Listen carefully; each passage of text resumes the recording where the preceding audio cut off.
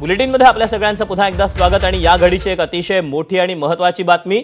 5 फेब्रुवारीला 12 जिल्हा परिषदांच्या निवडणुका होणार आहेत, तर 7 फेब्रुवारीला जिल्हा परिषदांच्या निवडणुकीची मतमोजणी होणार आहे। लातूर, छत्रपती संभाजीनगर, परभणी, धाराशिव, सोलापूर, कोल्हापूर, पुणे, सातारा, सांगली, रायगड, रत्नागिरी, सिंधुदुर्ग या 12 जिल्हा परिषदांच्या निवडणुका होणार आहेत। अर्ज स्वीकारण्यासाठी मुदत आहे ती 16 जानेवारी ते 21 जानेवारीपर्यंत, तर उमेदवारी अर्ज माघारी घेण्याची मुदत आहे 27 जानेवारीपर्यंत।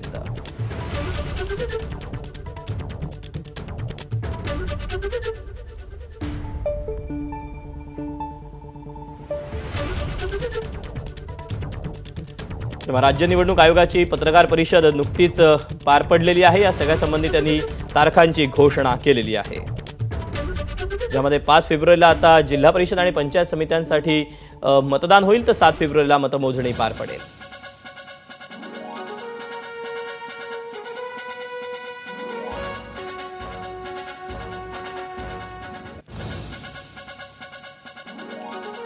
राज्यातल्या 12 जिल्हा परिषदांच्या निवडणुका पार पडणार आहेत, ज्यामध्ये लातूर, छत्रपती संभाजीनगर, परभणी, धाराशिव, सोलापूर, कोल्हापूर अशा जिल्हा परिषदांचा यामध्ये समावेश आहे।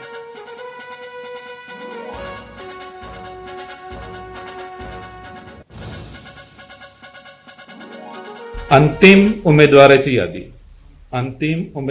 यादी 27 जानेवारी 2024। मतदानाचा दिनांक 5 फेब्रुवारी 2026 सकाळी 7:30 ते सायंकाळी 5:30 वाजेपर्यंत। मतदानाचा दिनांक 5 फेब्रुवारी 2026 सकाळी 7:30 ते सायंकाळी 5:30 वाजेपर्यंत। मतमोजणीचा दिनांक 7 फेब्रुवारी 2026 सकाळी 10 वाजेपासून।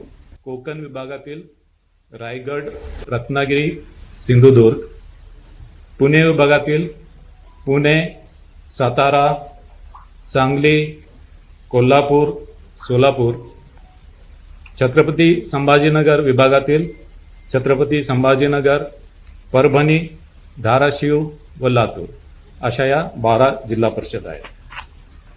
या निवडणुकांमध्ये प्रत्येक मतदाराला 2 मते देणे आवश्यक आहे।